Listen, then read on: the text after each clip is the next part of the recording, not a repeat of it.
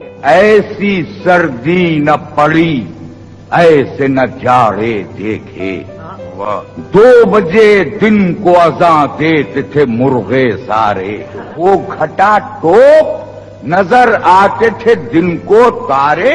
اور سرد لہروں سے جمے جاتے تھے میں کے پیالے